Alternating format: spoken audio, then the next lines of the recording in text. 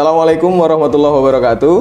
Waalaikumsalam warahmatullahi wabarakatuh. Selamat datang saya ucapkan untuk para penonton YouTube channel baru kami, yaitu Solusi Sengketa Pajak MNCO. Pada kesempatan kali ini kita dibersamai oleh salah satu narasumber yang fenomenal, yang sangat luar biasa pengalamannya di bidang peradilan pajak, yaitu Bapak Joko Yuwono. Selamat datang Bapak. Ya, terima kasih. Wah, atas undangannya dan kepercayaan dari MNCO mengundang saya, Mas Faril. Ya, siap. Terima kasih. Iya, bagaimana kabarnya Pak? Alhamdulillah baik-baik ya. Semua sehat ya. Semuanya sehat ya. Penonton juga harus sehat. Harus ya, sehat dan semangat. Ya. Oh, mantap. Oke. Jadi pada kesempatan kali ini nih Pak, saya ini ingin mengulik nih Pak tentang profesi Bapak yang dulu. Kan dulu Bapak sempat menjabat sebagai hakim pengadilan pajak ya Pak ya. Kurang lebih 7 tahun ya. Kurang lebih 7 tahun. Nah, ini saya ingin mengulik nih Pak. Kira-kira nih Pak boleh diceritakan nih. Kita kan penasaran itu. Atau saya sendiri penasaran nih. Perjuangan Bapak itu bagaimana gitu untuk bisa menjadi seorang hakim pajak gitu Pak. Ya. Terima kasih Mas Faril. Jadi saya ini latar belakang saya adalah dari perpajakan ya. Dulu saya memang kerja di Direktorat Jenderal Pajak dan saya punya masa kerja yang sangat panjang di kantor pajak. Saya mulai bekerja itu mulai tahun 72. Oh, tahun Jadi 72. Mungkin Mas Fahri belum lahir ya? Oh ya, belum ya, Pak. Belum. Ya, saya udah bekerja. Jadi saya dulu begitu lulus SLTA saya rekrutmen di Kementerian Keuangan. Ya, tahun 72 itu ada rekrutmen di Kementerian Keuangan, saya mendaftar.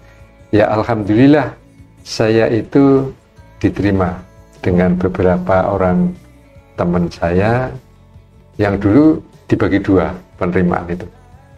Ada yang langsung kerja, ada yang mau disekolahkan.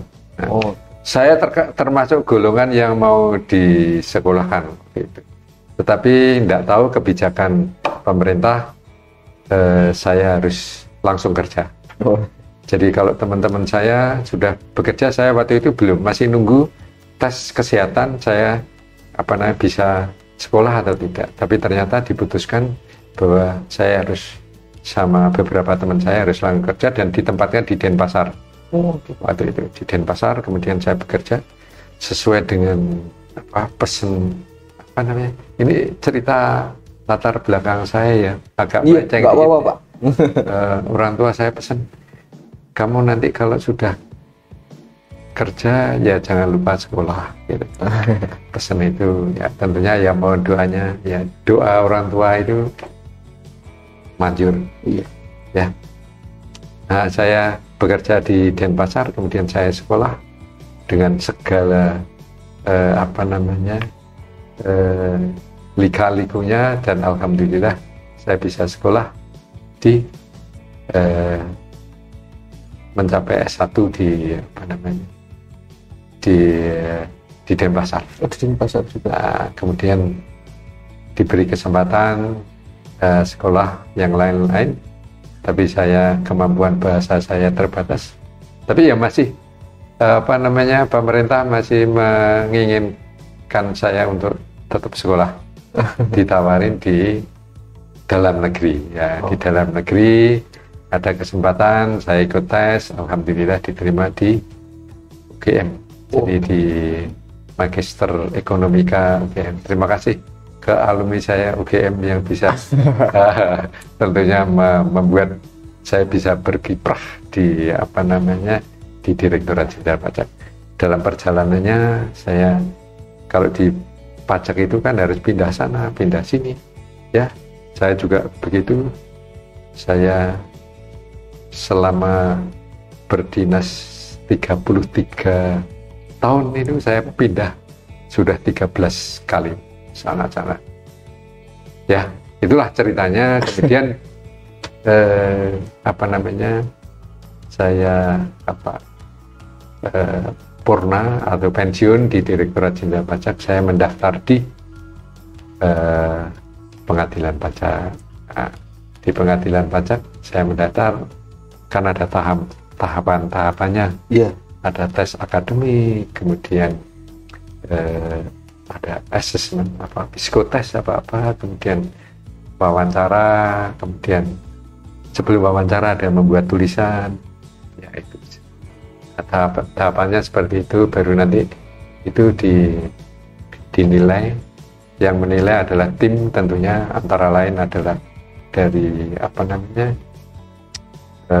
Kementerian Keuangan, kemudian Mahkamah Agung, dan Komisi Yudisial. Ada tim itu yang menilai saya dalam wawancara, itu dinilai untuk bisa apakah kita ini layak enggak untuk menjadi hakim di pengadilan pajak. Dan alhamdulillah saya lolos, dan tahun 2012 saya mulai dilantik sebagai hakim di pengadilan pajak. Itulah riwayat singkat saya, sehingga saya bisa menjadi hakim di pengadilan pajak mulai tahun 2012. Demikian Mas Farid. Oh iya. Okay. Kalau 2012 itu berarti Pak Joko itu langsung menjabatnya di pengadilan pajak mana, Pak? Langsung di Jakarta atau ditempatkan di mana? Iya, karena pengadilan pajak itu sesuai dengan ketentuan undang-undang, itu tempat kedudukannya ada di ibu kota negara. Ya, dan faktualnya kedudukan ibu kota negara ini kan di Jakarta. Sekarang ini masih di Jakarta, belum di Nusantara gitu. Ya, belum. Ya nggak tahu nanti teman-teman yang nanti yang masih aktif apa harus pindah ke Nusantara, bagaimana. Jadi saya tugas di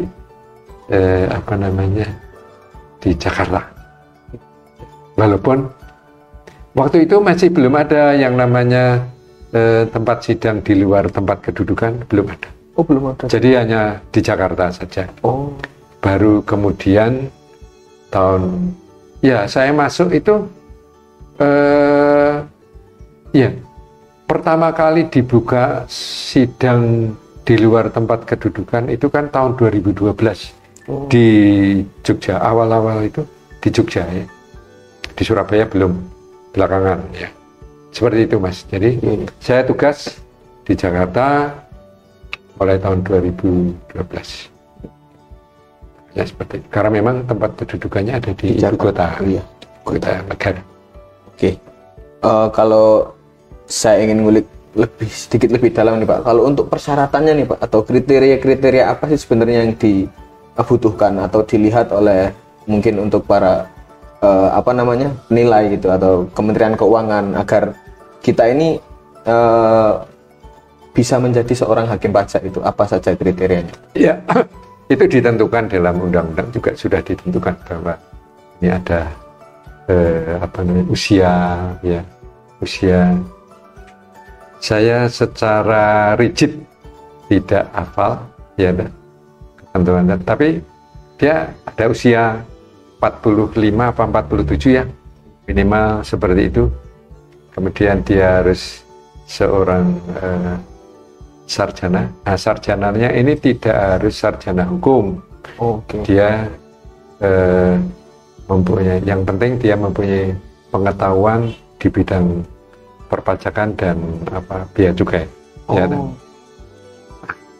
terkait dengan pengetahuan di bidang perpajakan, tentunya yang akan maksud saya itu perpajakan di kita kan tidak hanya perpajakan yang dikelola oleh pemerintah pusat, tetapi ada pajak yang dikelola oleh pemerintah provinsi atau pajak daerah lah. Pajak daerah dibagi menjadi dua, ada provinsi, ada kabupaten kota. Kita tentunya harus paham terhadap itu, ya. Terkait perpajakan artinya ya pajak pusat atau pajak negara dan pajak daerah. Harus paham seperti itu, karena itu terkait dengan sengketa yang nanti akan kita tangani. Ya, itu. Jadi kalau masih menjadi pegawai negeri harus ada izin, ya, izin dari instansinya yang bersangkutan bahwa ini akan menjadi untuk mendaftarkan di pengadilan pajak sebagai hakim. Mas Farel, karena di di pengadilan pajak itu tidak hanya orang-orang yang berlatar belakang dari bea dan cukai dan pajak, tetapi ada juga yang berlatar belakang dari yang lain, misalnya dari BPKP, ya, Badan Pemeriksa Keuangan dan Pembangunan, BPKP.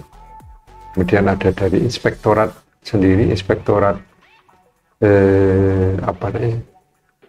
Kementerian Keuangan, atau di direktorat jenderal yang lain yang intinya itu mempunyai kemampuan. Ya, mempunyai kemampuan di bidang perpajakan. Seperti itu. Berarti mau sarjana apapun sebenarnya bisa, Pak? Bisa. Ada teman saya yang insinyur, dia dari bea cukai, dia insinyur kimia. Karena apa? Di bea cukai kan misalnya dia melakukan impor barang terkait bahan baku yang harus diimpor. Ini untuk menentukan apakah barang-barang itu sesuai dengan manifestnya atau tidak. Ini yang menilai kan mereka. Kalau terkait dengan bahan kimia, ya insinyur kimia. Kayak yang terkait dengan material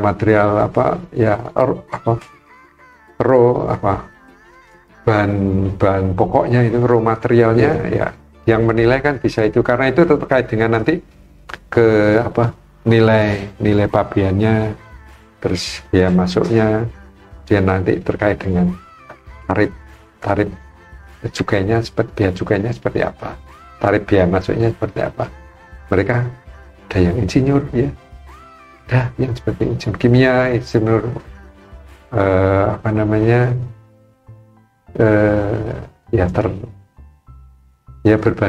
berbagai macam-macam ya ada.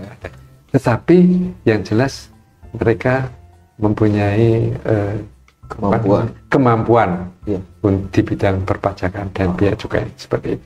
Seperti itu. Nah, ini saya jadi penasaran nih, Pak. Sebenarnya itu kalau misalnya Bapak ini hakim pengadilan pajak itu, di balik layar itu Bapak punya tim atau tidak sih? Maksudnya ketika nanti memutuskan suatu putusan gitu kan, maksudnya ada banyak berkas, kemudian ada yang harus banyak ditelusuri, itu apakah ada tim yang membantu Pak Joko, atau Bapak hanya berdiskusi dengan hakim ketua atau hakim anggota yang Bapak punya? Begini, jadi dalam beracara di pengadilan pajak, baik itu terkait sengketa banding maupun gugatan, itu kan untuk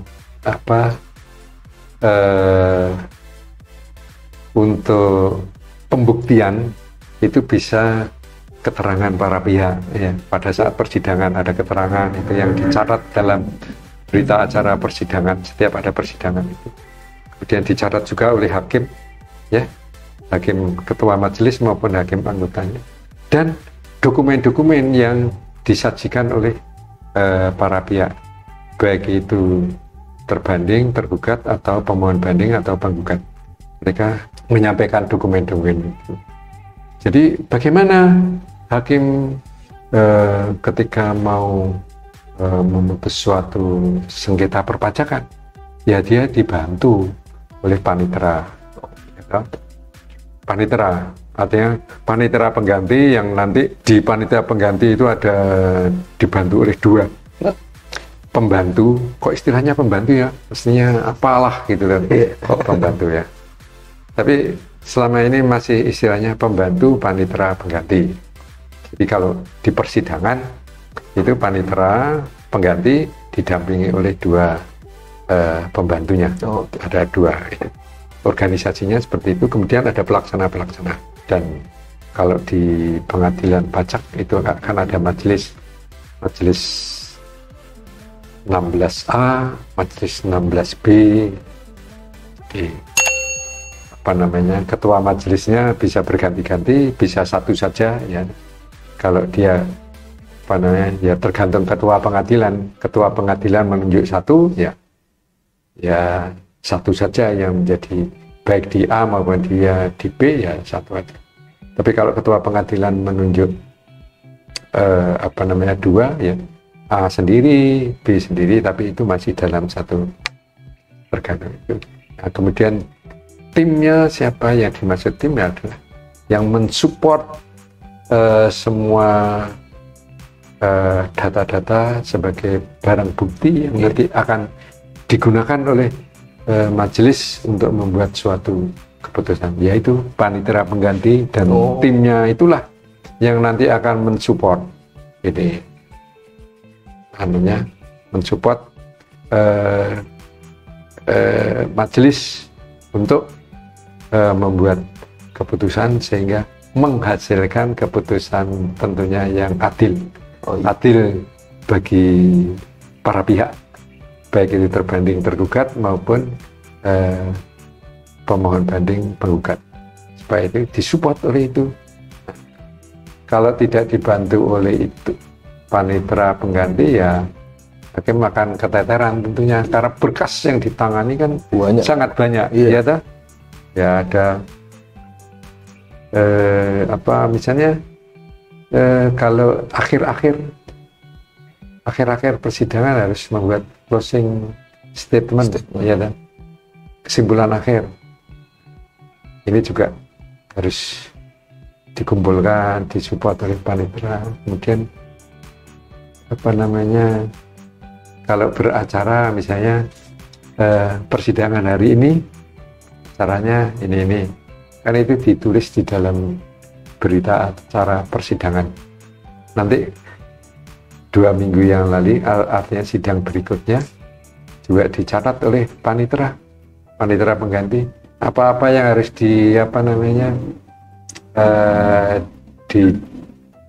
dilakukan atau disajikan oleh para pihak. Nah itu disajikan situ. Tinggal nanti kalau pas sidang, majelis hakim setelah membuka persidangan tinggal dilihat di dalam berita acara sidang, tugasnya terbanding tergugat ini menyampaikan apa, pemohon banding penggugat menyampaikan apa, ya. Jadi itulah support mereka. Panitera pengganti sangat ini sebagai tim kami, tapi dalam membuat keputusan kami harus independen. Ya, itu kan ya, support datanya tetap harus diminta. Ini kalau misalnya kami tidak jelas, misalnya majelis tidak jelas, diundang panitera penggantinya. Ini kasusnya ini gimana ini? Kok ada gini. Mereka menjelaskan, ini begini loh Pak, ini. Kalau kami pas ya dipanggil yang mulia, ya. Ini yang mulia, jelaskan pada mereka. Penjelasan itu nanti kan menjadi masukan bagi kami, yang semuanya didukung oleh data sebagai alat bukti, karena putusan pengadilan kan harus ada 2 bukti yang memperkuat putusan itu, ya, itu, dan keyakinan hakim, ya. Setelah ini hakim yakin bahwa ini adalah yang benar, maka itulah yang akan diputuskan. Setelah mereka bermusyawarah tentunya, ya, ada 3 hakim bermusyawarah, mereka setuju, kalau tidak setuju ya ada dissenting, ya kan? Dissenting. Seperti itu Mas. Iya. Tim tetap ada, yaitu panitera yang mensupport data-data terkait. Oke. Jadi tim tetap ada untuk mensupport, tapi keputusan tetap di ini ya, majelis ya, tetap ya. Majelis hakim ya. Ya. Kalau ini Pak, kalau tadi kan saya penasaran gitu, saya searching itu kan berapa banyak jumlah kasus itu sengketa pajak di Indonesia. Ternyata dalam 1 tahun pun itu banyak sekali Pak ya. Itu kalau Pak Joko sendiri paling banyak itu sehari berapa kali persidangan Pak? Jadi rata-rata di Indonesia ini kasus sengketa perpajakan kan di atas 12.000. Iya. 12.000 lebih lah ya. Baik itu sengketa banding maupun gugatan. Itu kalau di total 12.000 sengketa perpajakan. Kemudian dari 12.000 itu kalau dielaborasi di lebih rigid lagi, wah ya banyak, ada sengketa BPN, nanti yang namanya sengketa BPA badan ya misalnya. Itu kan itu satu sengketa, tapi nanti di dalamnya itu kan ada macam-macam sengketa bisa terjadi. Misalnya omset, terkait omset. Wah, omset ini nanti ini ada ada biayanya apa, nanti HPP ya, harga pokok penjualan. Kalau di bahasa Jawa itu ulaane piro gini ya. Kan wajib pajak omset cenderung dikecilkan. Oh iya. Kalau HPP cenderung dibesarkan. Supaya apa? Keuntungannya kecil sehingga bayar pajaknya kecil. Ya. Nah, ini yang diuji ya. Tapi intinya pemerintah mempercayai kepada itu. Nanti kalau itu yang diuji dengan pemeriksaan atau dari informasi dari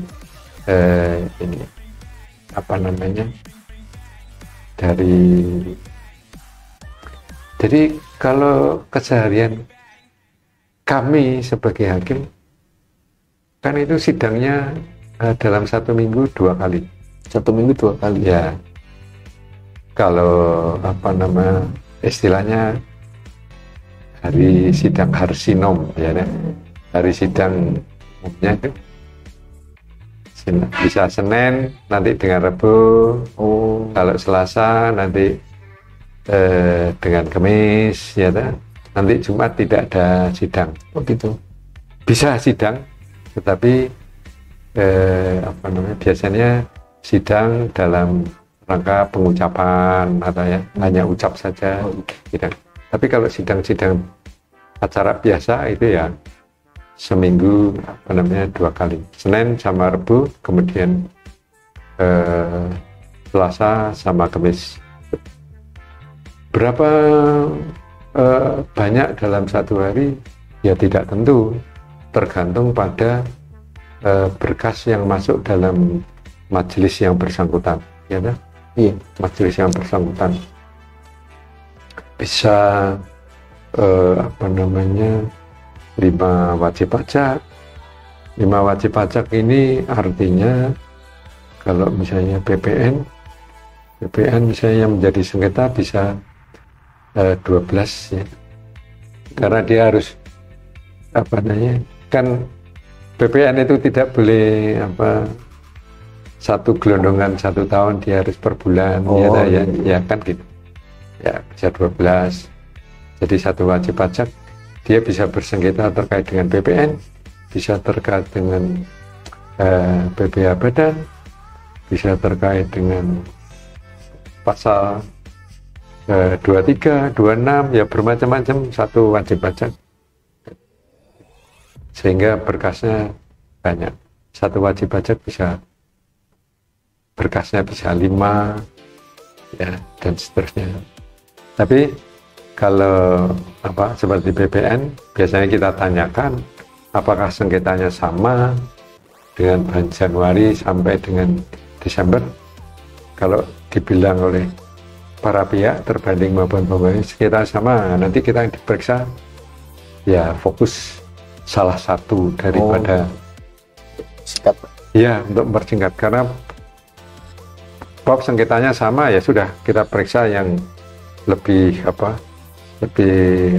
yang bisa mewakili dari 12 sengketa PPN itu mana, kita itu periksa. Jadi ini sehingga nanti kita dalam mencari bukti-bukti itu bisa fokus ke satu, nanti satu sengketa saja, nanti yang lainnya mengikuti. Ya mengikuti ini. Artinya seperti itulah nanti yang tadi yang kita menganut asas harus sederhana, murah dan cepat, itu antara persidangan seperti kalau persoalannya sama ya sudah, para pihak setuju sengketanya sama, oke. Jadi kalau selesai ini yang lain sudah dianggap selesai, dianggap selesai karena para pihak sudah menyatakan. Itu dicatat dalam berita acara persidangan supaya jangan nanti ada klaim bahwa misalnya PPN yang bulan Maret tidak disidangkan, jangan sampai seperti itu. Ya, majelis harus mencatat bahwa sengketanya dari Januari sampai Desember sengketanya sama. Ya, sudah disepakati seperti itu. Ya, sudah. Gitu Mas. Iya, siap-siap. Soal banyak tergantung pada berkas yang masuk. Yang masuk. Dan itu ditentukan oleh ketua pengadilan. Ya, ini masuk mana, pengadilan mana. Masuk di hari apa, itu misi apa itu, Pak. Ya, dan ditentukan ini hari hari sinom hari sidang Senin atau Rebu atau Selasa atau Kamis. Nah, gini Pak, untuk selanjutnya mungkin saya ingin tanya nih Pak, saya penasaran ini dengan Pak Joko, ketika Bapak sebagai hakim pengadilan ini pernah nggak menemui kayak, wah ini satu kasus yang sulit untuk dipecahkan, sulit untuk Bapak ini memutuskan memutuskan perkara ini seperti apa gitu, ada nggak Pak itu kesulitan, paling sulit yang paling sulit? Iya, tentunya ada ya. Ada ada suatu sengketa yang sangat sulit untuk kita ambil keputusan. Ya, itu mesti ada. Semua hakim akan mengalami seperti itu. Ya, tapi semuanya kan kami berbasis pada pengetahuan ya. Pengetahuan dan pengalaman ini tentunya akan sangat menentukan bagaimana menghadapi kasus-kasus yang sulit. Kita bisa berdiskusi dengan sesama hakim di satu majelis, atau bisa juga kami berdiskusi dengan hakim yang lain ya, yang mungkin mempunyai pengalaman gitu. Karena kan untuk memutuskan sesuatu kita bisa juga belajar dari putusan-putusan yang sudah pernah diputus oleh majelis-majelis yang lain, atau yang mungkin sengketanya sama, walaupun sulit tapi sengketanya sama ini. Jadi kesulitan tentunya mesti ada, tapi mesti semuanya ada jalan keluarnya. Iya. Anunya seperti itu. Tapi bisa nggak sih Pak, kalau misalnya sengketanya sama, namun tapi ini dialami oleh wajib pajak yang berbeda dan putusan yang terjadi pun berbeda gitu, bisa nggak sih? Oh ya, bisa saja terjadi ya, tergantung pada saat persidangan ya kan? Karena di dalam putusan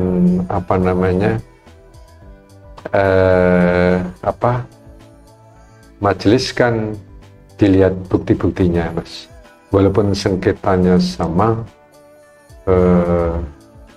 WP-nya berbeda, ya, WP yang A bisa enggak dia membuktikan dan meyakinkan majelis bahwa yang dibanding ini memang betul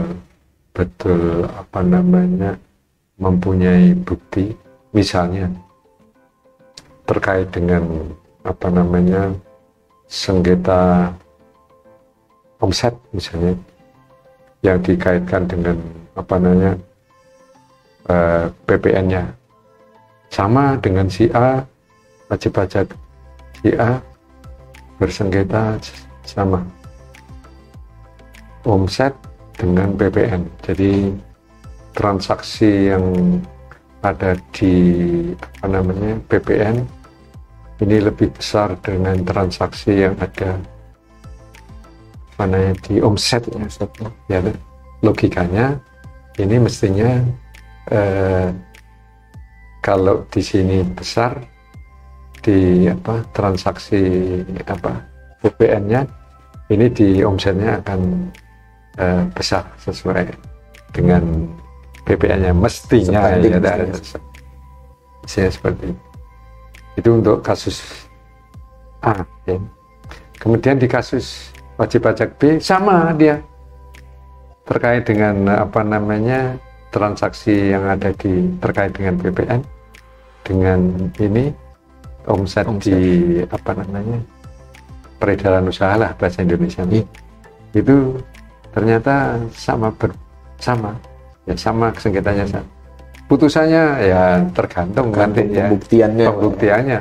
Nanti kan si A dengan si B ya dia bisa menyajikan data enggak untuk membuktikan bahwa sebenarnya omsetnya adalah hanya sekian ya.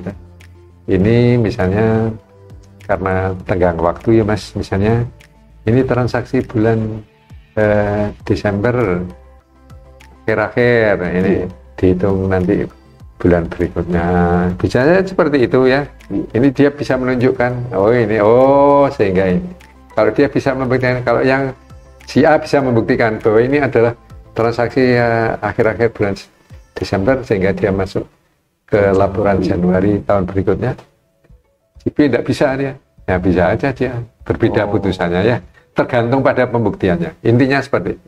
Kalau kasus sama ya tinggal buktinya di persidangan kayak apa nanti yang bisa disajikan ya gitu. Selama pembuktiannya kuat pasti lolos Pak ya. Mesti lolos ya karena kan putusan pengadilan harus berdasarkan salah satu adalah pembuktian ya, kemudian keterangan para pihak dan tentunya keyakinan dari hakim berdasarkan bukti-bukti yang disampaikan oleh para pihak pada saat persidangan. Seperti itu. Oke. Baik Pak Joko. Mungkin cukup sekian Pak ini. Kita akhiri cukup sampai di sini dulu. Nanti mungkin di pertemuan selanjutnya kita akan membahas lebih komplit lagi. Mungkin nanti dari teman-teman juga yang penonton akan pengen bertanya kepada Pak Joko tentang profesi Pak nyebutnya ya, atau profesi sebagai hakim pengadilan pajak dulunya. Sekarang kan saya sudah sudah tidak, sudah pensiun Pak ya. Ini kan sebagai sharing saya, ilmu yang saya punyai, saya sharingkan kepada penonton untuk bagaimana ada sengketa pajak, bagaimana cara beracara di pengadilan pajak, bagaimana cara membuktikan ketika kita beracara di pengadilan pajak.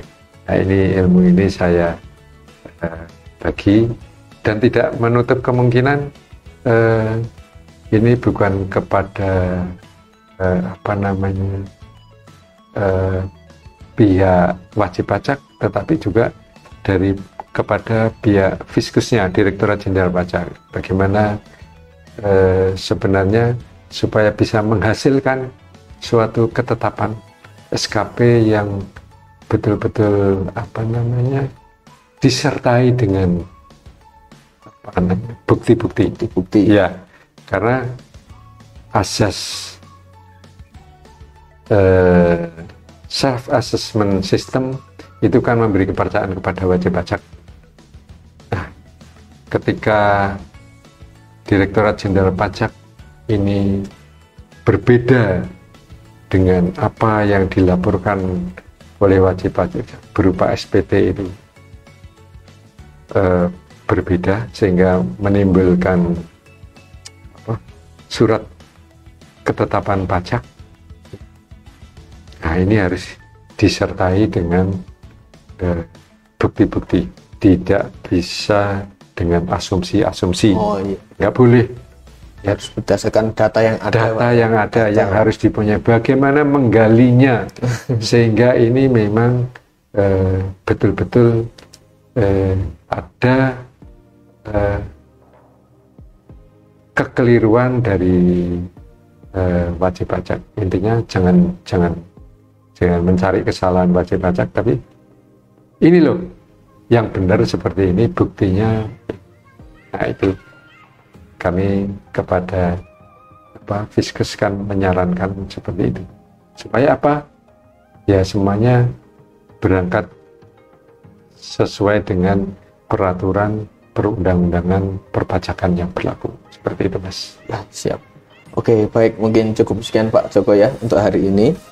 Untuk teman-teman yang ingin bertanya lebih lanjut tentang profesi hakim pengadilan pajak, ataupun ingin bertanya-tanya tentang sengketa pengadilan pajak yang mungkin yang lalu-lalu, atau mungkin teman-teman juga ada yang ragu-ragu, wah ini kayaknya saya mau diperiksa ini, atau saya mau dikenakan diberikan surat-surat tagihan atau surat-surat ketetapan yang lain, ya mungkin ada yang ingin bertanya, silahkan drop di kolom komentar, nanti sebisa mungkin kami akomodir dan dijawab pertanyaannya. Ya, mungkin terima kasih banyak Pak Joko untuk hari ini.